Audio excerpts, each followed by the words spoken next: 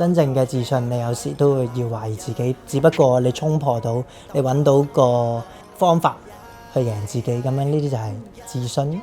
當初我 straight out 海連茶樓，學識點溝通，抗拒做一頭賣牛，手眼太囂只會俾人尋仇，左手拿支筆跟身，右手有蠔油，開工諗點殺出海連茶樓。我相信每個人都有一定嘅自我中心咯，唔使特登放大，反而人哋嘅要求我會好擺喺自己心裏面。呢個網絡上咁多人去講嘢，叫做公海咁樣啦。有啲人佢係中意你，所以批評你；有啲人佢係憎你，所以批評你。但係當你望住個芒去睇留言嘅時候，你唔會分到呢個人係對我好，呢個人對我差嘅。咁你對住個芒，你係覺得啲網民唔中意我。如果有啲抨擊嘅時候，例如佢話我把聲好難聽，咁佢又加雜啲粗口，加雜少少鬧嘅成分嘅時候呢，我就將嗰個語氣搣走咗佢。究竟佢最想表達嘅信息係咩呢？咁就從而去更加容易揾到自己嘅方向。將鏡位令我疑惑，但甜舒苦辣，有時冇得選擇。現實未合乎計劃，行冤枉路都一樣會到達。發現自己轉牛角尖，就要試下唔同打法。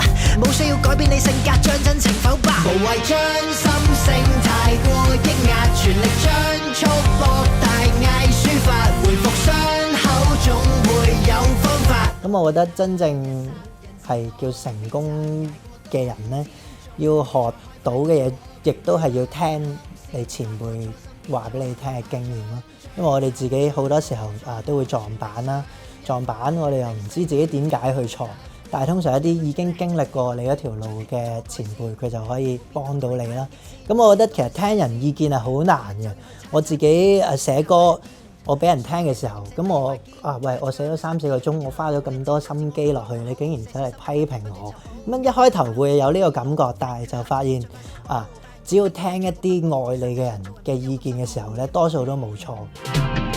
無論商廈定酒店房，劏房定係工廠，冇錢就瞓後巷。Sorry 呢度係香港，無論港島定係觀塘，都係一樣咁忙，成街都係工作狂。Sorry 呢度係香港，無論俾人拉定告狀，抵死定係冤枉，幾時輪到你講 Sorry 呢度係香港，無論以前幾咁輝煌，而家都會晒堂。你覺得仲有希望 Sorry 呢度係香港。廣東話嘅押韻就另外一樣嘢嚟啊嘛，咁所以其實冇咗前輩佢哋去闖條路出嚟，基本上我而家都好難繼續創新，因為同埋佢哋令到啲觀眾個接受程度越嚟越高啦，咁然之後我先至可以有呢條路去行。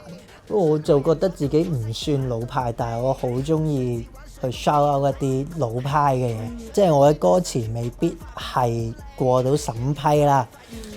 最唔想嘅時候就係話我要上一啲更大嘅舞台，佢哋要求我去改歌詞啦。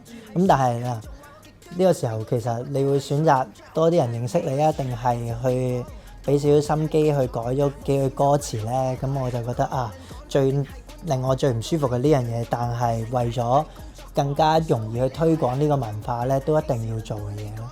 Sorry 呢度係香港，無論以前幾咁輝煌，而家都會晒堂。你覺得仲有希望 Sorry 呢度係香港。